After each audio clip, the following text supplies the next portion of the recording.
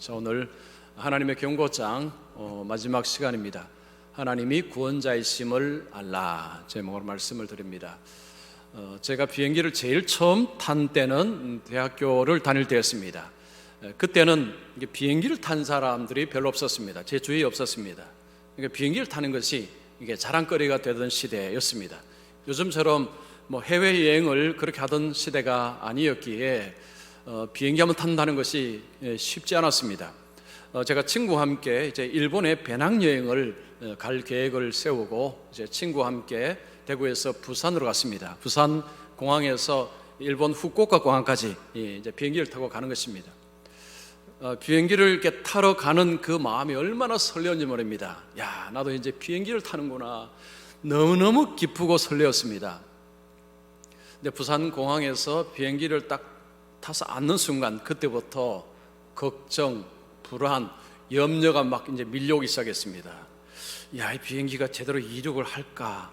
혹시 가다가 바다에 떨어지지는 않을까?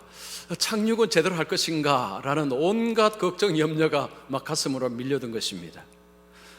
주위의 사람들 보니까요, 그런 걱정하는 사람은 저밖에 없었는 것 같습니다. 다들 평안한 얼굴이었습니다.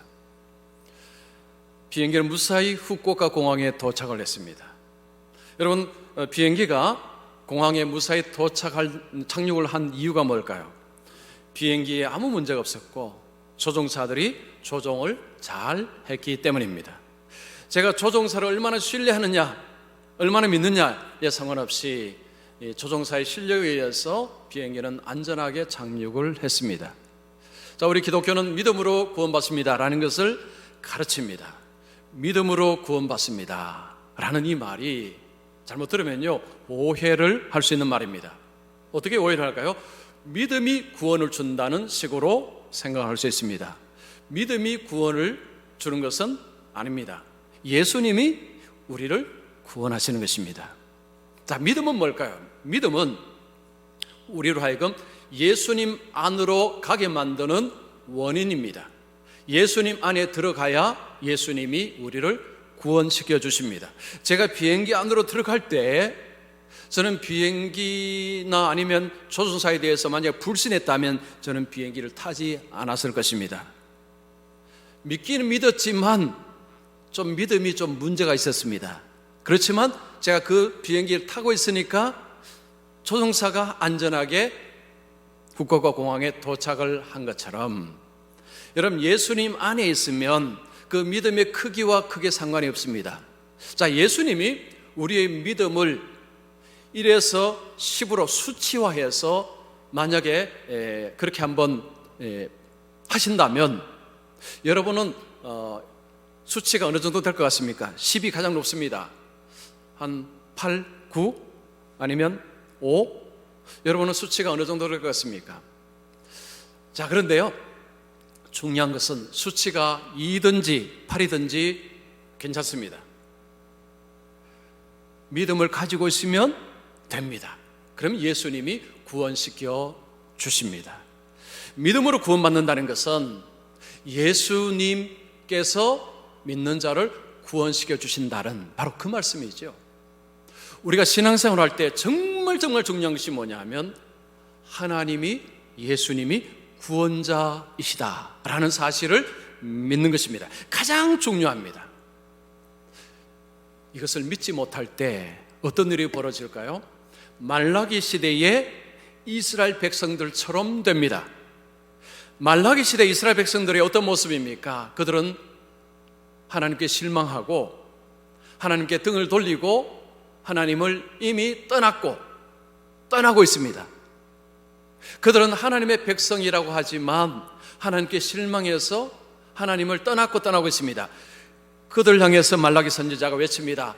하나님께로 돌아오라, 하나님께로 돌아오라 라고 끊임없이 호소하고 있습니다. 그러면서 그들에게 하나님은 심판자이시다, 그리고 하나님은 구원자이시다, 하나님께로 돌아와야 하나님이 구원하신다, 이 메시지를 던지고 있습니다. 자, 오늘 우리가 읽은 이 말씀과 4장의 말씀은 우리 하나님은 구원자이시다라는 것을 강력하게 선포하는 것입니다.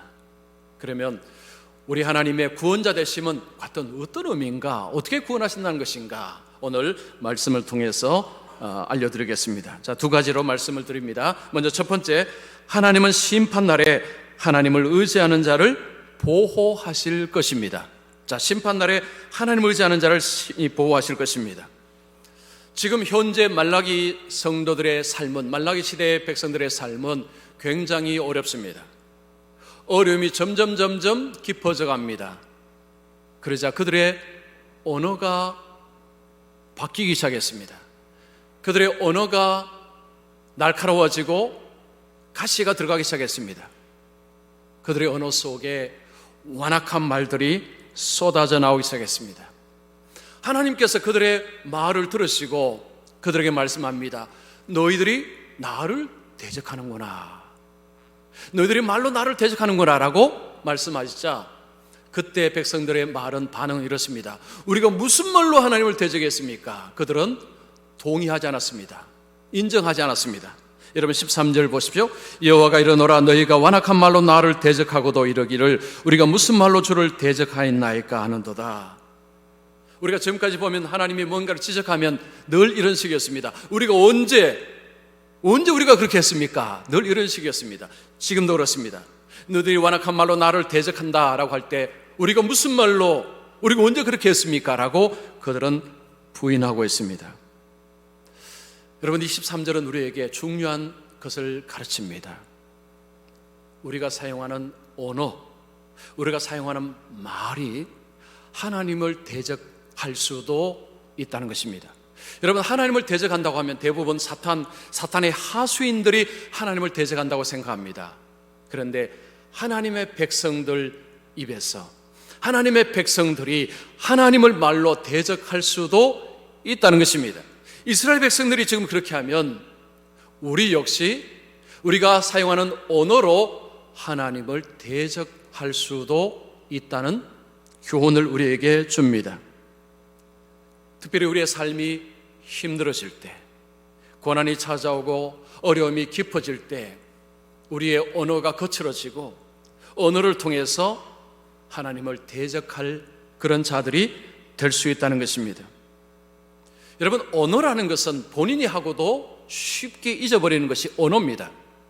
이스라엘 백성들은 그렇게 말하고도 우리가 무슨 말 했습니까? 라고 인정하지 않았습니다.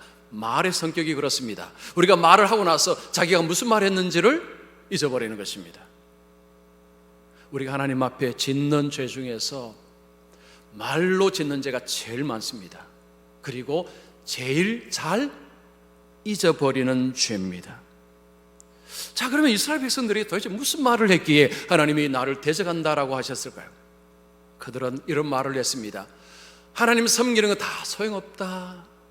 하나님 믿는 거 다 소용없다. 하나님 말씀 순종하는 거 다 헛되다. 세상에 이런 말을 한 것입니다. 여러분 14절 보십시오. 이는 너희가 말하기를 하나님을 섬기는 것이 헛되니 만군의 여호와 앞에서 그 명령을 지키며 슬프게 행하는 것이 무엇이 유익하리요. 여러분 하나님의 백성들이 한 이야기입니다. 하나님을 섬기는 것이 헛되다. 하나님 말씀 순종하는 거 아무 소용없다. 다 헛짓이다. 이런 말을 그들이 한 것입니다. 자, 그들은 왜 그러면 이런 이야기를 했을까요? 이스라엘이 망하고 바빌론으로 끌려가서 70년 포로 생활했습니다. 하나님의 은혜를 베푸시고 다시 그들의 본토로 돌아왔습니다. 그들이 돌아와서 성전을 지었습니다. 성전을 재건할 때 그들의 마음속에는 기대가 있었습니다. 이제 하나님께서 과거 다윗과 솔로몬 시대의 그 영광을 우리에게 주실 것이다 라는 기대가 있었습니다. 그런데 시간이 흘러도 아무런 일이 일어나지 않았습니다. 100년이 흘렀습니다. 그들의 선조가 죽고 후손이 그 꿈을 이어받아 왔는데 현실은 전혀 그렇지를 않았습니다. 실망이 절망으로 바뀌어버린 것입니다. 실망이 절망으로 바뀌어버린 것입니다. 하나님께 희망을 걸었는데 하나님은 그들의 삶에 아무것도 하지 않은 것처럼 그들이 그렇게 느꼈습니다. 그러면서 그들의 입술에는 하나님을 향한 험한 말들이 쏟아져 나오기 시작하는 것입니다. 자, 그들의 언어가요 점점 더 거칠어집니다. 15절 보십시오. 지금 우리는 교만한 자가 복되다 하며 악을 행하는 자가 번성하며 하나님을 시험하는 자가 화를 면한다 하노라. 이 표현은요 14절보다 더 나간 표현입니다. 더 거친 표현입니다. 하나님의 성품을 향한 공격입니다. 교만한 자가 복되다, 악을 행하는 자가 번성하고 하나님을 시험하는 자가 벌을 받지 않는다. 이게 무슨 말일까요? 하나님의 공의로우심을 부정하는 것입니다. 하나님은 이 땅을 공의롭게 다스린다라고 그들이 들어왔는데 현실을 보니까 전혀 그렇지 않다는 것입니다. 하나님은 공의로운 하나님이 아니다라는 결론을 그들이 낸 것입니다. 지금 이런 이야기를 한 사람들은 이방인들이 아닙니다. 하나님의 백성들이라고 한 그들의 입에서 이런 엄청난 말들이 쏟아져 나온 것입니다. 하나님이 그들을 향해서 하신 선한 모든 일을 쌍그리 무시해버립니다. 그들은 하나님이 베푸신 은혜를 찾을 생각을 하지 않습니다. 싹 무시해버리고 하나님은 나쁘다, 하나님은 좋지 않다 라는 식으로 이야기를 한 것입니다. 자, 그러면 그 당시에 모든 백성들이 다 그렇게 생각했느냐? 그렇지 않습니다. 항상 그런 가운데서도 믿음을 지키는 자들이 어디에나 있습니다. 이스라엘 땅에도 있었습니다. 그들은 누구냐 하면 하나님을 경외하는 자들이었습니다. 16절을 보십시오. 그때 여호와를 경외하는 자들이 피차에 말하며 여호와께서 그것을 분명히 들으시고 여호와를 경외하는 자와 그 이름을 존중히 여기는 자를 위하여 여호와 앞에 있는 기념책에 기록하셨느니라. 다수의 사람들이 하나님을 비방하고 하나님께 등을 돌릴 때에 소수의 사람들은 여전히 하나님을 의지하고 있었습니다. 그들은 하나님을 경외하는 자들이었습니다. 하나님을 두려워하는 자들이었습니다. 자, 그들은 서로 간에 말합니다. 그들의 말을 들어보십시오. 하나님 앞에 기념책이 있는데 이 기념책은 정확한 번역은 기억의 책입니다. 이 기억책이 하나님 앞에 있는데 그 기억책에 뭘 기록을 한답니다. 뭘 기록합니까? 여호와를 경외하는 자들의 그 언어와 행위와 그들의 이름을 거기에 기록을 한다는 것입니다. 왜 기록을 할까요? 하나님이 그들에게 복을 주시기 위해서. 여러분, 신약 성경에 보면 이 기념책하고 비슷한 책이 있습니다. 생명책입니다. 요한계시록 3장에 생명책 이야기 나옵니다. 잘 들어보십시오. 이기는 자는 이와 같이 흰옷을 입을 것이요 내가 그 이름을 생명책에서 결코 지우지 아니하고 그 이름을 내 아버지 앞과 그의 천사들 앞에서 시인하리라. 자, 예수님께서 생명책에 구원받을 자의 이름을 기록을 하셨다라고 말씀합니다. 이 기념책하고 생명책은 상당히 유사한 책입니다. 그 책에 이름이 올라져 있는 사람들, 그들은 끝까지 하나님을 신뢰하는 자들이었습니다.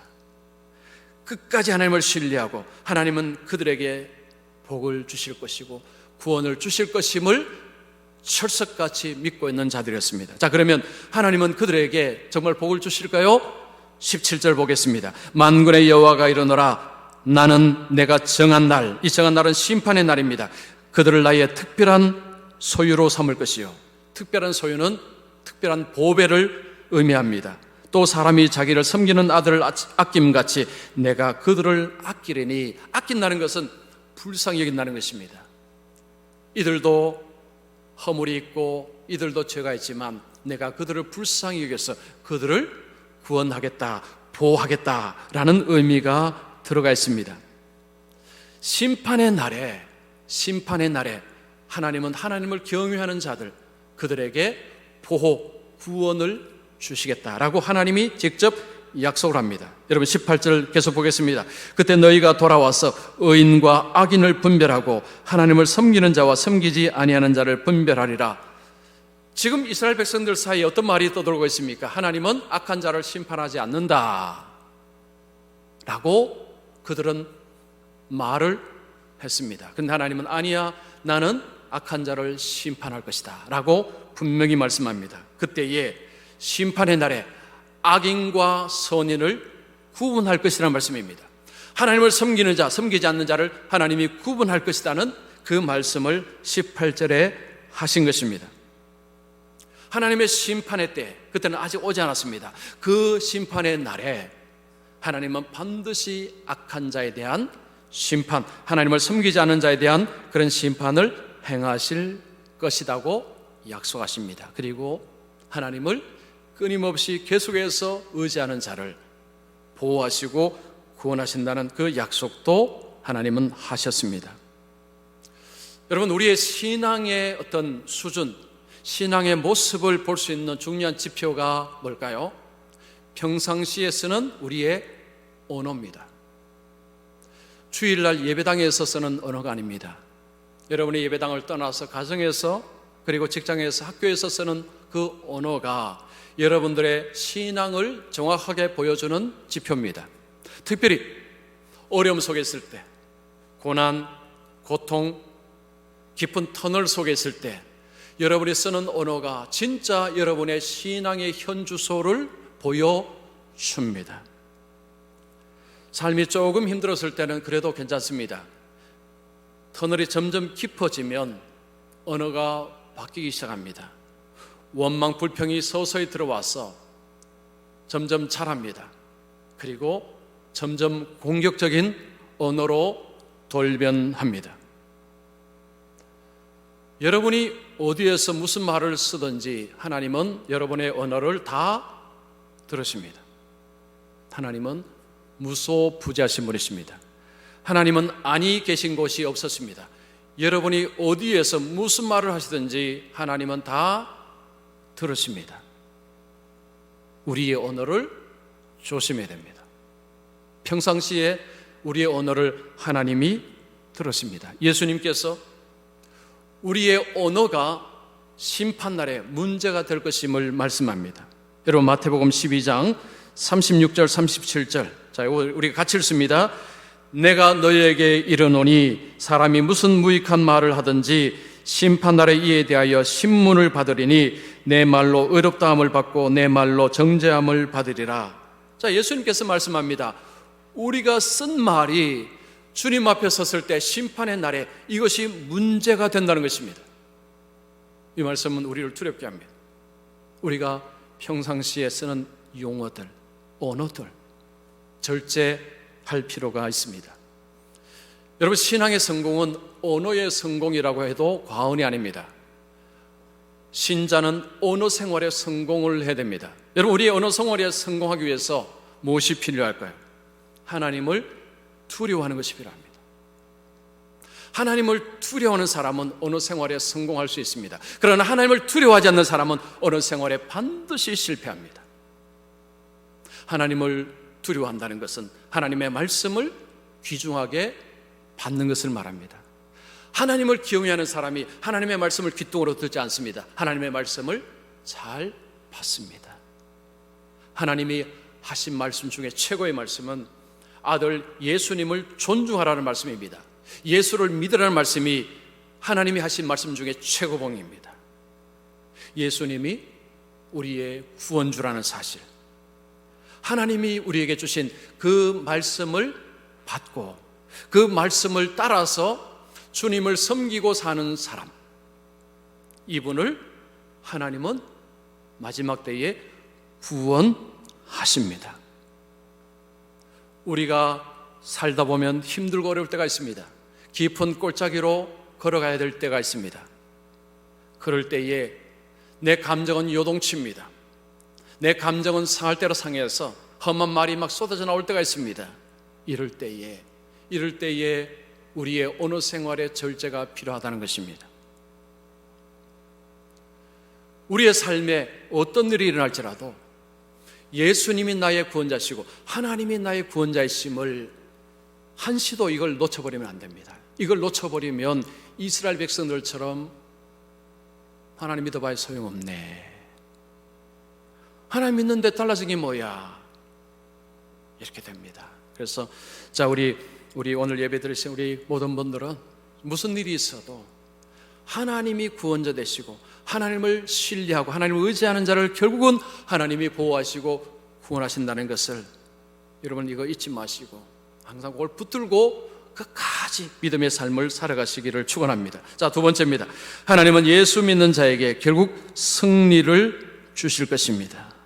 하나님은 예수 믿는 자에게 결국 승리를 주십니다. 자, 하나님께서 악인과 의인을 구분할 것임을 말씀하십니다. 심판의 날에 악인들이 당할 일이 어느 정도인가? 여러분 4장 1절 보십시오. 만군의 여호와가 이르노라, 보라, 용광로 불같은 날이 이르리니 교만한 자와 악을 행하는 자는 다 지푸라기 같을 것이라. 그 이르는 날에 그들을 살라 그 뿌리와 가지를 남기지 아니할 것이로되. 이 심판의 날은 무시무시한 날이라고 말씀합니다. 용광로 불같은 날이라고 말씀합니다. 그 당시에 용광로 불은요, 최고의 뜨거운 불을 의미하는 것입니다. 여러분 지금도 용광로 불하면 느껴지는 것이 와, 엄청나게 뜨겁다는 느낌 들지 않습니까? 성경은 불을 하나님의 심판으로 자주 비유합니다. 하나님의 무서운 진노를 상징하는 것이 불인 것입니다. 자, 그러면 이 하나님의 무시무시한 심판을 당하는 사람은 누굽니까? 교만한 자입니다. 그리고 악을 행하는 자입니다. 여기서 교만하다, 악을 행한다 하면 여러분 어떤 이미지가 드십니까? 세상 사람들이 손가락질하는 그런 나쁜 사람들 생각하십니까? 그렇지 않습니다.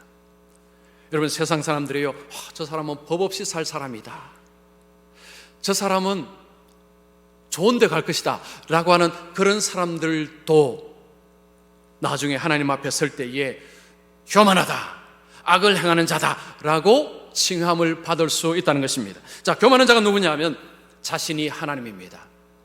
하나님 자리에 하나님을 끄집어내고 자신이 하나님 자리에 올라가는 것입니다. 자신의 죄인됨을 인정하지 않습니다. 예수님의 공로로 구원받는다는 것을 완전히 부정합니다. 거절해버립니다. 악을 행하는 자는 누구일까요? 하나님을 인정하지 않기 때문에 하나님의 주권, 하나님의 주인 되심 무시합니다. 내가 원하는 삶, 내 행복, 내가 하고 싶은 대로 사는 인생을 제일 좋은 인생이라고 살아갑니다. 이것이 바로 악을 행하는 자입니다. 세상에서는 좋은 아버지일 수 있고 좋은 아들일 수 있습니다. 그러나 하나님 앞에서는 완전히 다를 수가 있습니다. 자, 그 심판의 날은요, 이렇게 무시무시한 심판의 날이지만 또 한편으로 구원의 날입니다. 2절 보십시오. 내 이름을 경외하는 너희에게는 공의로운 해가 떠올라서 치료하는 광선을 비추리니 너희가 나가서 외양간에서 나온 송아지같이 뛰리라. 하나님의 이름을 경외하는 그들에게 하나님이 주시는 복, 구원을 설명합니다. 공의로운 해가 떠올라서 치료하는 광선을 비춘다라고 말씀합니다. 이 치료하는 광선이라는 것은 치유하고 회복시켜 주는 광선을 말하는 것입니다. 그러면 이 공의로운 해가 이게 도대체 뭘까요? 이게 뭘 의미할 걸까요? 여러분 말라기에서는요, 오실 메시아에 대한 예언이 있습니다. 언약의 사자가 임하실 것이다 라는 예언을 우리가 보았습니다. 예수님이 이 땅에 오셨을 때 요한복음에는 빛이 어둠에 빛이 돼 어둠이 깨닫지 못하더라 말씀이 있습니다. 예수님이 자신을 뭐라고 말씀하셨습니까? 나는 빛이라. 예수님이 스스로를 빛이라 말씀하셨고, 신약 성경은 예수님을 빛으로 묘사를 합니다. 햇볕이 비추면 휴는 죽습니다. 생명은 살아납니다. 햇볕이 비추면요, 살아나고 죽는 두 가지가 동시에 일어납니다. 여러분 집을 고를 때에 남향집을 대부분 고를 것입니다. 햇볕이 들어와야 사람도 살고 식물도 살기 때문입니다. 예수를 믿기 전의 삶은 어둠이라고 성경은 말씀합니다. 어둠 속에 사는 삶입니다. 어둠 속에 산다는 것은 죄 속에 사는 것입니다. 죄는 사람을 사망으로 끌고 갑니다. 죄는 사람을 죽입니다. 절망입니다. 그 속에 예수님이 들어오시면서 그 절망이 희망으로, 기쁨으로 변화가 일어난다는 것입니다. 예수님이 마음속에 오시자 빛이 비춰주심으로 엄청난 변화가 일어납니다. 어느 정도 변화냐? 외양간에 송아지가 묶여있다가 햇볕이 뜨자 이제 그 문을 열어주니까 막 뛰는 모습입니다. 그 목초지에서 막 뛰는 그 송아지처럼 절망, 포기, 죽음, 거기 휩싸였던 인생이 예수님 안에서 희망, 기쁨, 소망, 구원, 이런 것들로 인해서 완전한 변화가 일어난다는 바로 그 말씀을 하는 것입니다. 하나님을 사랑하는 사람, 그 하나님을 의지하는 사람은 더 나아갑니다. 악인을 밟는다고 말씀합니다. 3절 보십시오. 너희가 악인을 밟을 것이니 그들의 내가 정한 날에 너희 발바닥 밑에 재와 같으리라. 만군의 여호와의 말이니라. 자, 하나님께서 말씀합니다. 이 땅에서는 그 의인들이 악인들에 의해서 짓밟힘을 당합니다. 신음합니다. 그런데 때가 되면 완전한 역전이 일어난다는 것입니다. 완전히 반대가 된다는 것입니다. 의인이 악인을 밟을 것이다. 여러분, 혹시 이 말씀은 그동안 당했던 것 보복한다는 의미일까요? 물론 그런 의미는 아닙니다. 승리의 의미입니다. 의인이 결국은 승리할 것이다 라는 그 약속입니다. 자, 그러면 이걸 승리라고 어떻게 알 수 있는가? 여러분, 창세기 3장 15절을 보면 알 수 있습니다. 이 창세기 3장 15절은요, 원시복음, 원복음입니다. 내가 너로 여자와 원수가 되게 하고 내 후손도 여자의 후손과 원수가 되게 하리니 여자의 후손은 내 머리를 상하게 할 것이요 너는 그의 발꿈치를 상하게 할 것이니라. 하나님이 사탄에게 하신 말씀입니다. 여자의 후손 메시아를 말하는 것입니다. 내 머리, 사탄의 머리를 짓밟는다는 것입니다. 이것은 예수님의 승리를 예언하는 것입니다. 여자의 후손이신 메시아가 이 땅에 와서 그 사탄에 대해서 승리할 것임을 말씀한 것입니다. 예수님은 십자가로 승리하셨습니다. 그리고 예수님은 다시 오셔서 모든 악을 심판하심으로 승리의 그리스도로 높여질 것입니다. 그리고 그 안에 있는 모든 성도들 역시 주님의 그 승리를 같이 얻게 될 것이다 라는 이 약속을 하신 것입니다. 지금 현실은 아직은 어렵습니다. 여전히 척박합니다. 그런데 하나님이 승리의 약속을 주셨습니다. 자, 그러면 어떻게 살아야 됩니까? 믿음으로 살아야 됩니다. 자, 믿음으로 산다는 것은 뭘 의미할까요? 하나님 말씀 붙들고 사는 것입니다. 4절 보십시오. 너희는 내가 호렙에서 온 이스라엘을 위하여 내 종 모세에게 명령한 법 곧 율례와 법도를 기억하라. 기억하라는 것은 말씀을 붙잡고 살라는 것입니다. 하나님이 너희들의 조상 모세에게 준 율법, 하나님의 말씀이 있지 않느냐, 그 말씀을 붙잡고 살아야 된다는 것입니다. 믿음으로 산다는 것은 여러분, 이 성경을 그냥 집에 얹어놓고 사는 것이 아니고 이것을 펴서 보고 이 말씀을 따라 사는 것을 말합니다. 그런데 지금 현재 이스라엘 백성들은 하나님을 많이 떠나 있습니다. 하나님은 그들을 되돌이키기 위해서 엘리야를 보내겠다 말씀합니다. 5절 6절을 보십시오. 보라, 여호와의 크고 두려운 날이 이르기 전에 내가 선지자 엘리야를 너에게 보내리니 그가 아버지의 마음을 아들에게로 돌이키게 하고 자녀들의 마음을 그들의 아버지에게로 돌이키게 하리라. 이 돌이킨다는 것은 하나님께로 돌이키는 것을 말합니다. 돌이키긴다는 것, 회개한다는 걸 말합니다. 이거 어떻게 가능하냐? 엘리야를 보내어서 그렇게 하겠다는 것입니다. 구약의 엘리야가 다시 온다는 말씀일까요? 아닙니다. 이 엘리야는 세례 요한을 이야기합니다. 세례 요한은 예수님 먼저 와서 엘리야처럼 사역을 했습니다. 엘리야 시대는 바알을 숭배하던 시대였습니다. 엘리야는 그때 그들에게 죄를 책망하고 회개할 것을 요청했습니다. 세례 요한이 왔을 때 어둠의 시대였습니다.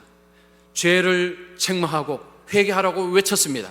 엘리야처럼 외친 자가 세례 요한입니다. 하나님의 경고장을 계속 보내었습니다. 빨리 돌아서라, 빨리 돌아서라. 근데 만약에 돌아서지 않으면 어떻게 됩니까? 6절 중반절 보십시오. 돌이키지 아니하면 두렵건대 내가 와서 저주로 그 땅을 칠까 하노라. 하나님께서 종을 보내셔서 빨리 돌아서라고 하는데도 계속 거부하고 부인한다면 그들에게 올 선물은 저주라는 것입니다. 여러분, 저주는 고통이고 저주의 끝판왕은 지옥입니다.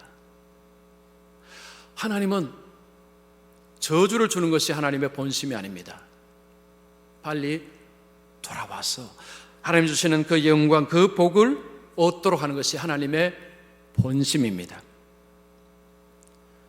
이 하나님의 경고의 말씀을 듣고 그 하나님의 구원자 되심, 예수님의 구원자 되심을 믿고 나아가는 자에게 때가 되면 승리의 영광이 주어진다는 것입니다. 1892년에 미국에서 조선 땅에 한 선교사가 왔습니다. 프레드릭 밀러라는 선교사입니다. 한국 이름은 민로아입니다. 민로아. 1892년에 조선 땅은 뭐 엄청나게 가난하고 미국에서 한국 왔다는 것은 이건 뭐 편안한 삶 다 놓고 온 것입니다.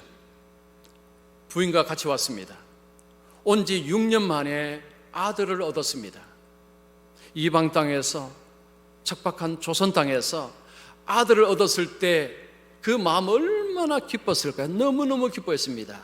그런데 그 기쁨은 오래가지 않았습니다. 6개월 만에 그 첫째 아들이 세상을 떠난 것입니다. 그 첫째 아들을 조선 땅에 묻었습니다. 첫째 아들을 잃은 그 슬픔 속에 살아가는 가운데서 3년이 지났는데 3년 후에 하나님이 둘째를 주셨습니다. 둘째를 얻었을 때 그 첫 번째 아들 잃은 그 슬픔은 말끔히 씻어지고 그 기쁨을 얻었는데, 그런데 하루 만에 또 둘째 아들도 세상을 떠났습니다. 그러고 나서 1년 뒤에 사랑하는 아내가 세상을 떠났습니다. 두 아들을 잃은 슬픔을 이기지 못한 가운데서 시름시름 앓다가 세상을 떠난 것입니다. 첫째 아들, 둘째 아들, 그 아내까지도 조선 땅에 묻었습니다. 그런데도 민노아 선교사는 조선 땅을 떠나지 않았습니다. 계속해서 복음을 전했습니다.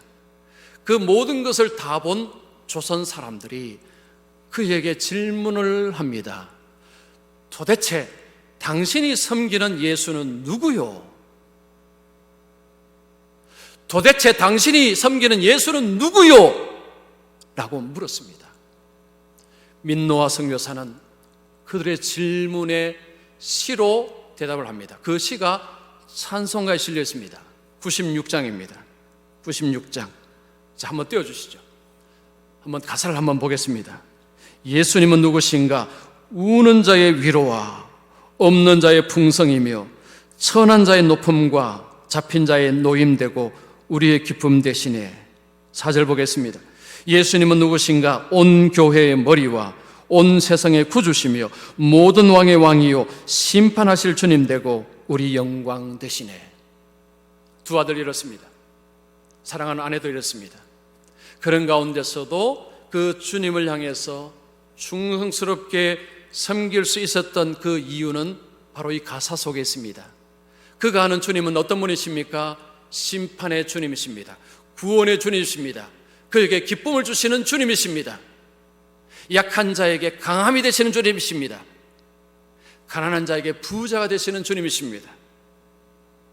이 민노아 선교사는 그 주님을 알았기에 모든 것을 잃었지만 주님을 섬기는 것을 포기하지 않았습니다. 자, 여러분 삶에 이 선교사에게 일어났던 일이 일어난다면 여러분 여전히 주일날 이렇게 와서 예배 드릴 수 있겠습니까? 하나님 앞에 기도할 수 있겠습니까? 하나님 앞에 헌금 드릴 수 있겠습니까? 하나님 위해서 봉사할 수 있겠습니까? 여러분 자신 있습니까? 쉽지 않은 일입니다. 아마도 많은 분들은 하나님 믿어 무슨 소용이야? 하나님 믿어봤자 아무 소용없어. 내가 열심히 믿는데 이건 뭐야 이거? 이런 식으로 하면서 등을 돌릴 것입니다. 그리고 교회를 떠날 것입니다. 그러나 그 가운데서도 많은 것을 잃고 엄청난 시련이 닥쳐올지라도 여전히 하나님께 예배하고 여전히 하나님을 섬기고 여전히 하나님의 이름을 전하는 사람들도 있습니다. 그들은 왜, 무엇 때문에 그렇게 할까요? 예수님을 알기 때문입니다. 지금은 삶이 힘들어도 결국 그 주님이 나를 구원하실 것이다. 그 주님이 나에게 진짜 기쁨을 주실 것이다. 그 주님이 나에게 영원한 것을 주실 것이다 라는 그 믿음이 있기 때문에 현실의 삶이 어떨지라도 흔들리지 않는 것입니다. 여러분, 우리가 예수를 믿는다는 것은 현실에 좀 좋으니까 믿고 안 좋으니까 믿고 이런 믿음은 아무 가치 없습니다. 아무 가치 없는 믿음입니다. 바람이 불고 태풍이 오고 집안이 흔들리고 지진이 나고 이런 일들이 일어날지라도 나는 여전히 내 주님을 섬기리라, 내 하나님을 예배하리라. 이게 진짜 믿음입니다. 저는 우리 모든 분들이 바로 그 주님이 구원자 되심을 철석같이 믿고 그 믿음으로 끝까지 끝까지 주님이 승리를 주실 끝까지 그 순간까지 주님을 의지하고 주님을 섬기는 분들이 되시기를 축원합니다.